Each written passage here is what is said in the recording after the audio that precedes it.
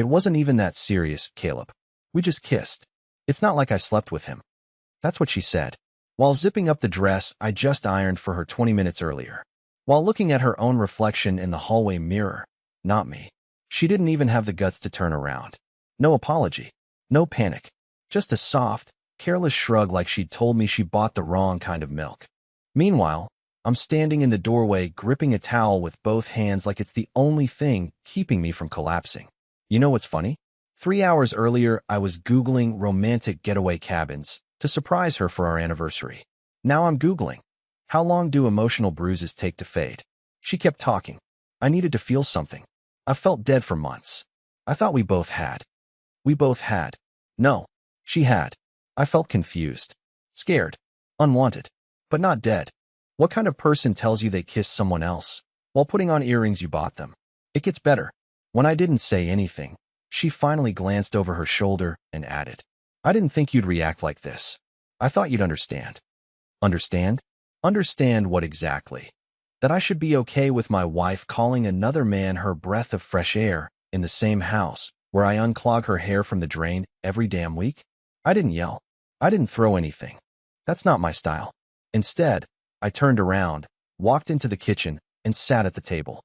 I stared at the fridge like it owed me answers. It didn't.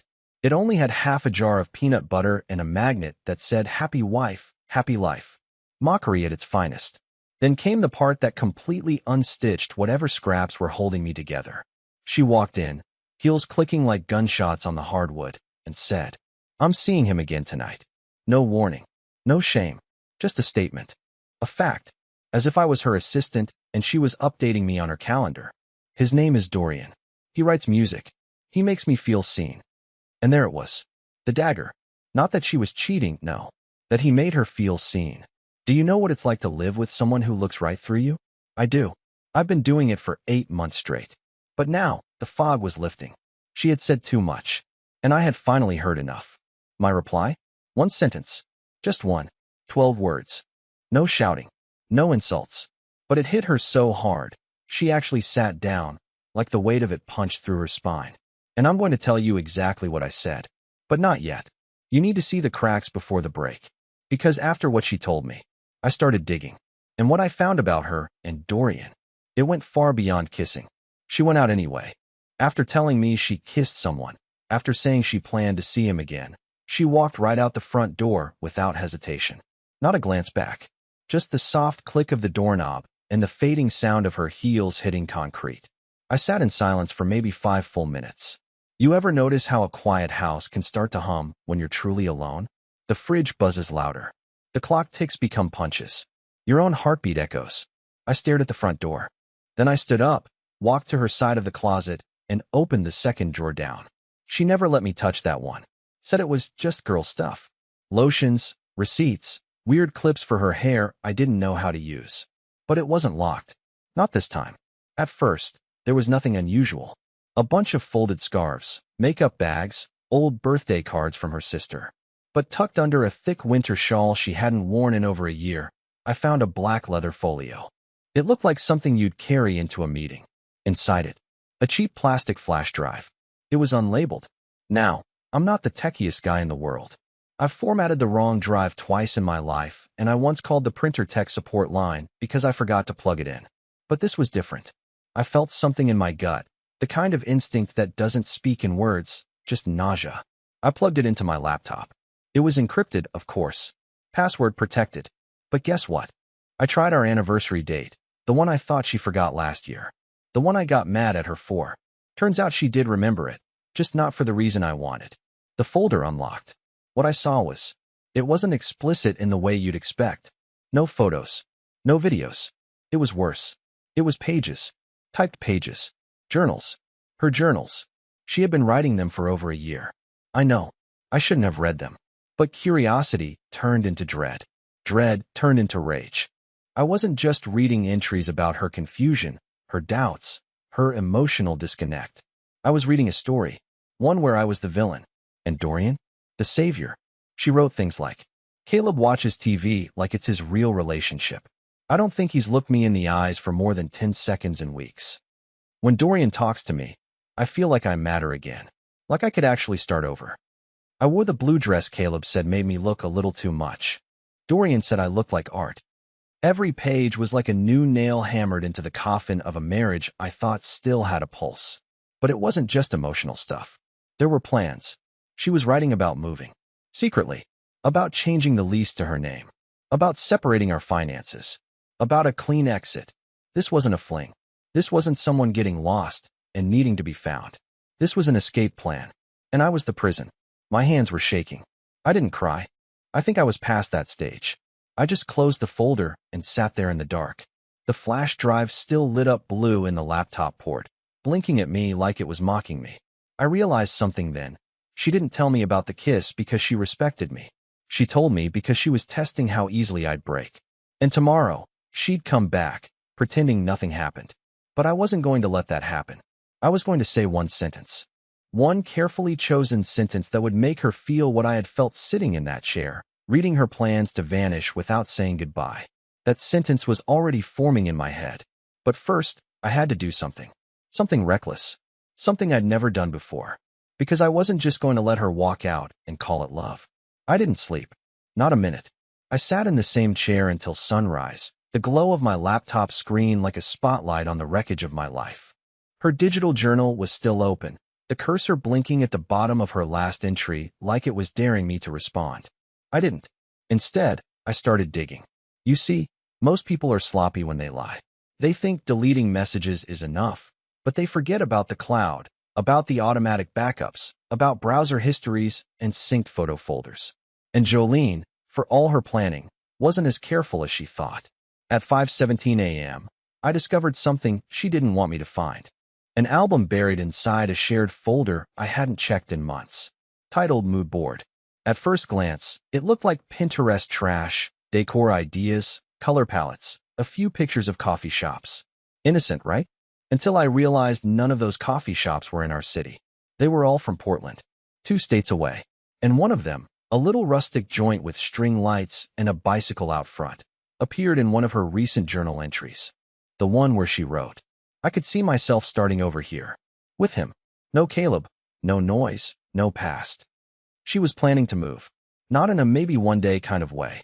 She had lists, rental searches, notes about pet policies. Dorian was allergic to cats, apparently. Guess I wasn't the only one she was compromising for. The more I scrolled, the more grotesque it became. Photos of her in that blue dress she said she gave to Goodwill. Screenshots of hotel confirmations. A folder of song lyrics, presumably written by Dorian, and little audio clips of her humming along. This wasn't just cheating. This was a life swap in motion. I wasn't just being replaced. I was being erased. I slammed the laptop shut. The silence hit me so hard I felt dizzy. I stood up, walked to the sink, splashed cold water on my face, and stared at myself. I looked like a man who had been living in a stranger's shadow. And then I remembered something she told me once, back when we were still real. She said, the most painful lies are the ones people tell with a smile. She had smiled yesterday, right before telling me about the date, right before stepping into my car, the same one I drove her to her first job interview in. The same car I had detailed last week because she said it smelled like old fries. She took that car and went to another man. She took my kindness and wore it like armor while stabbing me. And I was done. Not angry. Not broken. Just clear. She got home later than usual that night. It was just past midnight. I heard her quietly set her heels down in the entryway. Not like before, no confidence this time. She tiptoed into the kitchen and paused when she saw the wine bottle open on the table. One glass, half full. The other side of the table, empty. She didn't say anything at first. Just stood there. I looked up at her and said the sentence. 12 words. 12 ice-cold, irreversible, absolutely deliberate words. And as soon as I said them, I watched her legs buckle just slightly, like she suddenly remembered how gravity worked. But no, I'm not giving you the sentence just yet. Because what came next? That's where the game changed. She thought I'd fall apart. Instead, I started setting traps. There was a 5-second delay between my sentence and her reaction, and those 5 seconds were everything. You could almost hear her brain trying to connect the dots, trying to decide if I meant what I said, or if this was some passive-aggressive tantrum she could roll her eyes at. But this wasn't a tantrum. This wasn't begging. This wasn't guilt or shame or jealousy. This was a calm man standing on the other side of heartbreak, already halfway out the door, just making sure she saw it before he closed it for good. She asked me to repeat myself. I didn't. I stood up, took my wine glass to the sink, rinsed it out, and left it upside down on the drying rack.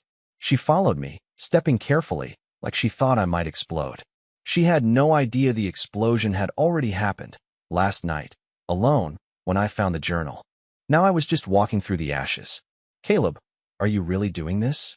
Doing this. The irony. As if I was the one burning the bridge while she stood there with the matchbook still warm in her coat pocket. I turned to her, and for the first time in a long time, I looked directly into her eyes.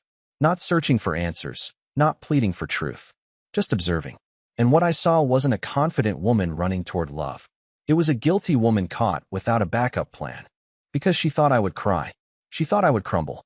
She thought I'd beg her to choose me. But instead, I stayed quiet. And in that silence, she started to unravel. She asked if I'd been going through her things. I didn't answer. She asked why the laptop was still warm. Still no answer. Her voice was rising now, and I realized something she probably never meant to reveal. She was scared. Not of me, but of the control she had just lost. You see, when someone cheats, they often convince themselves that the victim is too soft, too gentle, too stable to ever fight back. They think you're furniture. They think you'll stay right where you are, heartbroken and obedient, while they play musical chairs with someone else's affection. But the truth is, when you take everything from a quiet man, you better make sure he stays quiet. Because once he decides to move, he doesn't run. He dismantles. That night, I went to the guest room. She knocked once, a soft, unsure knock, and I didn't answer. I stared at the ceiling until I heard her bedroom door close. She thought that was the worst of it, but it was just the opening move. The next morning, I left early, took a walk through the park, bought a coffee I didn't drink, sat on a bench, and opened up a note-taking app. I started writing a list, not of revenge, not of petty retaliation, but of freedom. My plan, my reset. Not for her, for me. I remembered how much I'd given up for her. How I passed on a job offer in Denver because she didn't want the cold. How I sold my motorcycle because she said she had a bad feeling. How I turned down an old friend's wedding invitation because it overlapped with a pottery retreat she wanted to attend solo. Little sacrifices. Thousands of them. Some I gave willingly. Others I didn't even notice until it was too late. But now I was watching the ledger balance itself, and every ounce of pain she'd caused me was fuel. I spent the afternoon at the bank, quietly separating our joint accounts, moving half into a personal savings account she didn't know existed. It wasn't revenge. It was protection. She had made a plan for a life without me. Now I was doing the same. I froze my credit card, canceled the second line on my phone plan, the one I paid for, which she used. And when I got home that evening, she was in the kitchen reheating leftovers I had made 3 nights ago. She didn't look up. She asked if I wanted any. I said no. That was it. That's all I said. But it was louder than any argument we ever had. She could feel it, the shift, the unraveling. She wasn't walking away from a doormat anymore. She was losing a man who had finally stopped standing still. And soon, she'd realized that the life she planned with Dorian wasn't nearly as solid as she thought. Because the first trap? I'd already said it. 3 days passed. No big fight. No dramatic confrontation. Just the slow, eerie quiet of 2 people living in the same house, but not the same reality. She'd walk in and say hey, like we were co-workers who shared a break room. I'd nod, say nothing, and go back to whatever I was doing. But the silence was killing her. Not because she missed me, but because she didn't know what I knew. And that uncertainty? That's what people like her can't handle. Cheaters don't fear exposure. They fear unpredictability. So she started testing the waters. First, she made my favorite dinner. The one she always said took too long to bother with. I didn't need it. Then she started asking passive-aggressive questions like, is everything okay? And you seem off. You seem off. That one almost made me laugh. As if I was the problem for not being emotionally available after she emotionally ejected from our marriage. Then came Thursday. I was working from the home office when I heard her in the living room. Her voice low, careful, the way people sound when they think walls are thicker than they are. She was on a call. I wasn't trying to eavesdrop. I really wasn't. But then she said his name. Dorian. The volume of my heartbeat tripled. I told him about us. He didn't take it well, but I think he's starting to come around. Silence. Then more. No, he didn't yell. That's the thing. It's worse. He's just watching. A pause. Another voice, faint, probably Dorian's, then Jolene again. No, I'm not scared. I just don't know what he's planning. Caleb's not the type to just walk away. He's too loyal.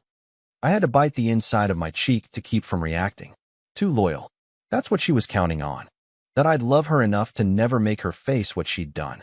That I'd sit there with my broken heart and let her play house with someone else until she decided whether to fully walk out or circle back in. But something in her voice was off. Not guilt. Not fear. Control. She wasn't scared of what I'd do. She was scared I wouldn't react.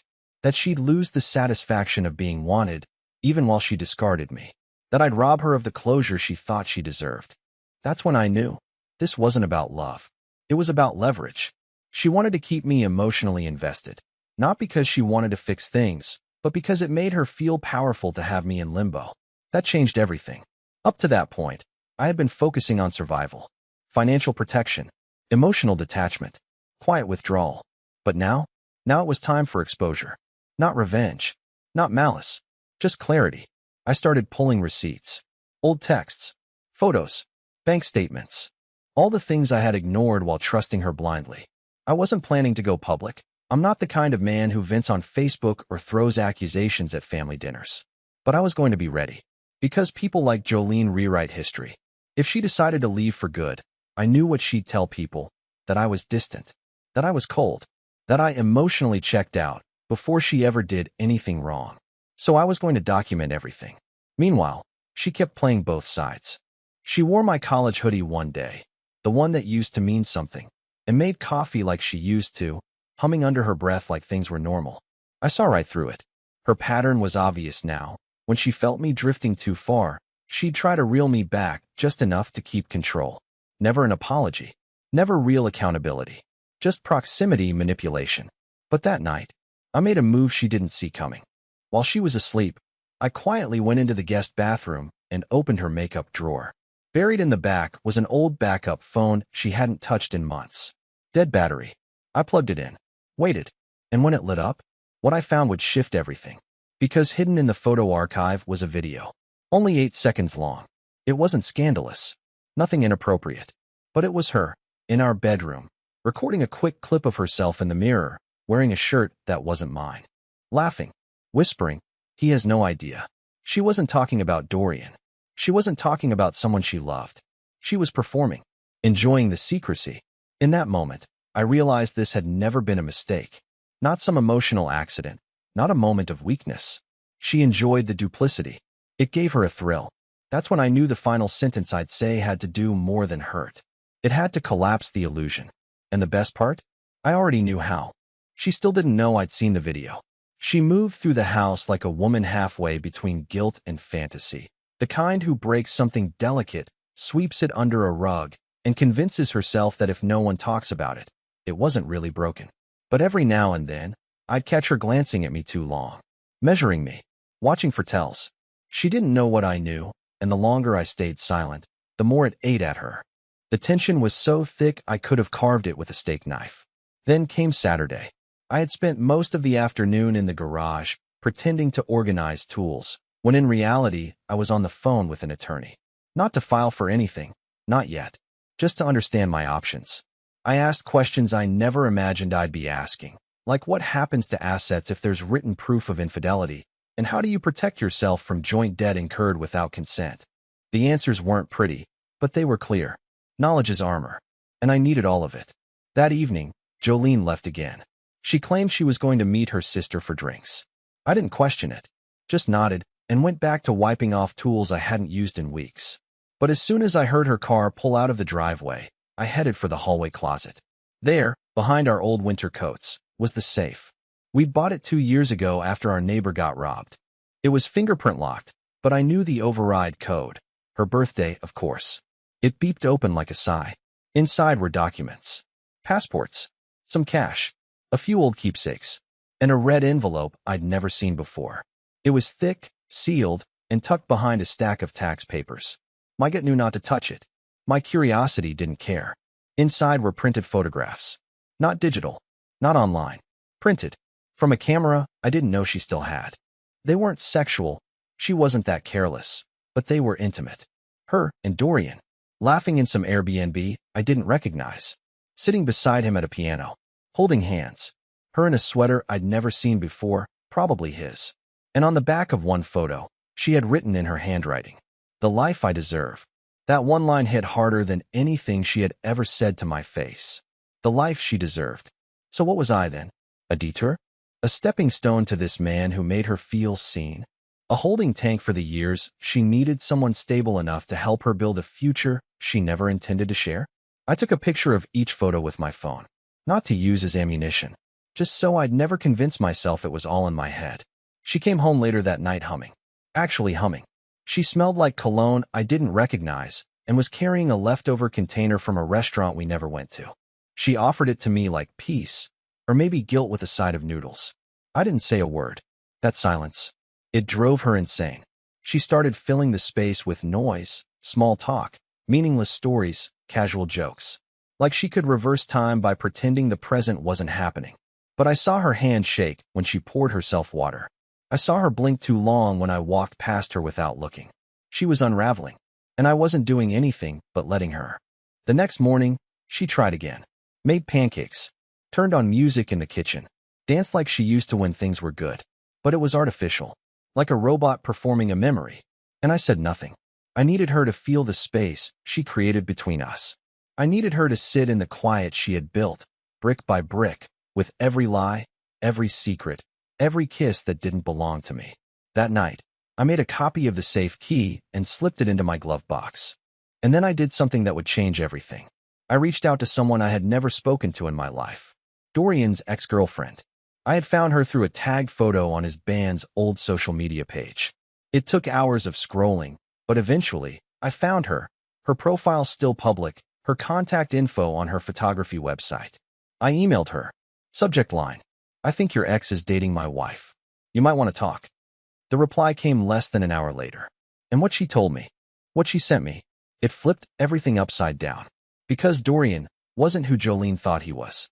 Not even close. Her name was Leanne, Dorian's ex. She replied within 40 minutes of my message, and the first line of her email said everything I needed to know. "You're not the first man Jolene's been involved with while Dorian was around. But you might be the first who's smart enough to actually do something about it." I read that line 3 times. Leanne and Dorian had been together for almost 5 years, off and on, according to her, and the off parts were always when Dorian found someone else to orbit for a while. Someone new to impress. Someone new to extract from. Emotionally. Financially. Sometimes worse. She told me how Dorian made a habit of love-bombing women who were in transition. Marriages on the rocks, fresh breakups, relocations. He was an opportunist. A chameleon. He'd mirror their interests, inflate their dreams, offer the illusion of escape. But the moment the fantasy became reality, the moment real life stepped in, he'd vanish. Sometimes with their money. Sometimes with their car. Once, according to Leanne, even with a dog that wasn't his. She attached screenshots, old texts, photos, voice memos of him saying nearly the same exact phrases Jolene had written in her journal. Word for word, in some cases. I could feel the blood drain from my face. Jolene didn't fall in love with a man. She fell into a story, one Dorian had told a dozen women before her. I wasn't the enemy in her narrative. Reality was. And the tragic part? She gave him everything. She gave up me. She bet our entire life on a con artist. I sat with that for a long time. And the longer I thought about it, the less angry I felt, and the more sad I became. Not for her. Not really. But for who she used to be. For the version of Jolene who used to trace my fingertips in the dark and whisper about building something that would last. That woman. She'd been gone long before Dorian. When she got home that night, I was waiting for her. No more silence. No more chessboard. No more passive detachment. This wasn't about revenge. This was about truth, the kind you say once and never need to repeat. She looked surprised to see me sitting at the table, lights low, laptop open. She paused at the door like a child caught sneaking in late. I didn't even gesture for her to sit. I just turned the laptop so she could see the screen. The email from Leanne was still open. She scanned it. Her mouth twitched. Her eyes darted like she was trying to form a response before the meaning caught up to her. But I wasn't done. I opened the folder of screenshots next. The copied journal entries. The video from her backup phone. The photos from the safe. And then I spoke. Not with rage. Not with sarcasm. Just with finality. You left a man who protected you for a man who practiced you. That was the sentence. The one I'd been holding in my chest like a loaded weapon. And when I said it, she flinched like I'd physically hit her. But I didn't move. I just let the truth sit between us. She didn't cry. She didn't deny it. She didn't throw a tantrum. Instead, she sat down. For the first time in weeks, I saw a real panic behind her eyes. She asked me where I got everything. I didn't answer. She asked if I'd told anyone. I hadn't. Not yet. And then she did something I didn't expect. She apologized. Not a small one.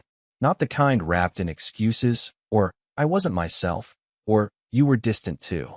No, this one sounded like it came from a different part of her entirely. She said she had made the biggest mistake of her life. That she thought Dorian was a way out, not a dead end. That she didn't realize how deep she'd gone until she saw the evidence of who he really was. But here's the thing. You can only set fire to a house so many times before someone stops rebuilding it. She asked if we could talk in the morning. I told her there wouldn't be a morning. That I'd be gone before sunrise. Not to punish her, but to reclaim what was left of me. And as I left the room, she reached for my hand.